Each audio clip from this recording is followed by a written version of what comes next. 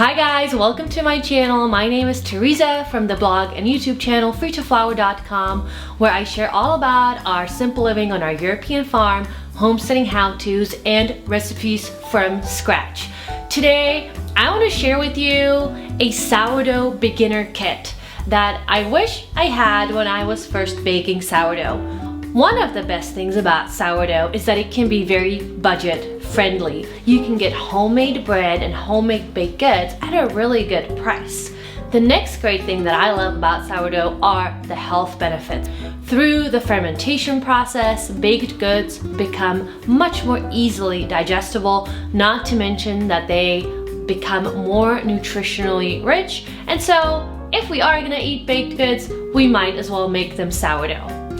One of the rhetorics out there in the sourdough world on the internet that I at least encountered at the beginning of my sourdough journey is that you don't need anything at all, and you can start just now right here with some flour and some water and a jar. And while this is 100% correct, and it is true, you can start baking sourdough with just a jar and some flour and some water and obviously an oven. It is totally possible.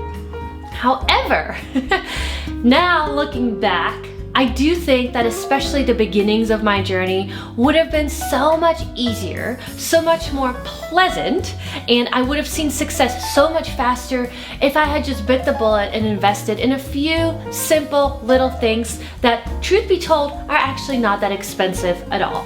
So today I'm going to share with you the few things that I wish I had when I was starting to bake sourdough. Now, little caveat, there are so many other things you can get, and there are pre-made kits out there that you can buy and so many other additional items that you can get. Now those items, the ones that I won't mention today, I believe are truly not necessary, and you can get them if you'd like, but you don't have to. Looking at what I'm going to show you today, if you get those items, you are going to be more than well equipped to actually see success on your sourdough journey. So let's get started. Like I mentioned, a jar is necessary. It does not have to be a fancy jar with the flip top like this one. It can literally be any jar. You can repurpose an old pickle jar or anything at all. It does not have to have a top like this at all. You can just use a piece of cotton cloth or a kitchen towel with a rubber band. And obviously you're going to need some flour and some water to start your sourdough starter. If you'd like to know more about that, I have a video. I'm gonna link it up above so you can go check that out. Today, I'm just gonna be covering the equipment. Once you get into making your dough, so we're past the sourdough starter stage, you are going to need some sort of surface that you can, flour up and you can work your dough on. This can obviously be just your work surface, or it can be a large cutting board. You don't need anything special for that. You will need some sort of a large bowl for kneading your dough or doing stretch and folds, depending on what you choose. I personally use a KitchenAid for this. This is not essential. It will make your life, in my opinion, a lot easier. Saying that, I do know that there are people out there who are now turning away from using KitchenAid for the kneading of their dough, and they're actually advocating only doing stretch and folds, and apparently the results are better. I have not tested this. To be honest, I am very busy, and the idea of having to come back every 30 minutes several times, about 3 or plus times, to do stretch and folds, it's just not very appealing to me. I still opt for my KitchenAid, where I can just pop the bowl in, turn it on, walk away, clean my kitchen, it does the kneading for me, and then I just put it back in a greased bowl and off we go into fermentation. Next up, a tiny little thing that took me forever to buy, and I don't know why. If you're going to bake sourdough, get yourself a bench scraper. A bench scraper, it's so simple. It doesn't even have to look like this. There's so many different types. If you really want to go budget, you can get plastic, even though I don't recommend plastic. I don't see people talking about this enough. This little tool, especially as a beginner, is going to make it so much easier for you. It's great for cutting dough. So if you make your dough, let's say for 2 loaves, which is pretty standard, it's gonna make it so nice and clean to just cut that dough in half. It's gonna make it so easy to scoop it up. Now, as a beginner, you're bound to make some mistakes. There are going to be times when your dough gets overproofed, when it's hard to work with. I mean, maybe you added too much liquid or something else has gone wrong. Maybe the temperature changed, maybe seasons are changing, you didn't account for that when you're baking. That will happen, it's totally okay. Having this is going to make it so much easier to scoop up dough that's hard to work with and just manipulate it. Even to grab your loaves and move them into your proofing baskets, Benetton baskets. I highly recommend that you spend the 14 bucks or whatever these are and get yourself a bench scraper. Now, I just mentioned proofing baskets. This is one of those things that when I was starting out, the people I was following to learn how to bake sourdough said, you don't need these. If you don't have these, just use a bowl.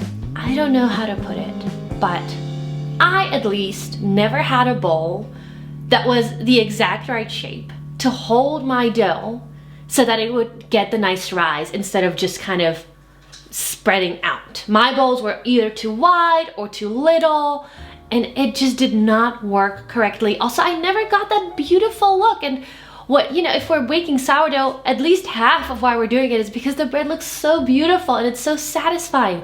I never got that satisfaction with just using a bowl. These are so affordable. My excuse was always that there's nothing else to use them for in the kitchen. They'll just be for bread and then they'll be taking up a lot of space. Now that is true, it does take up some space and I don't use it for anything else. But I highly recommend getting some proofing baskets or Benetton baskets. They are super cheap. You will have to switch them out once in a while, but every couple years or so if you bake every single week. They're going to make that beautiful round spiral pattern on top of your round loaves. They're gonna help you make other different shaped loaves as well. They're gonna help your dough just rise really nicely. Also, they take up less space in the fridge, so if you do cold proofing, which I have a whole blog post about, I'm gonna link it in the description box below if you want to check it out. These take up less space in the fridge, and so in my opinion are actually extremely practical. Next are bread lames. They have razor blades in them, so they are really sharp, and we use these for bread scoring. Once again, when I was starting out, people said just use a really sharp knife.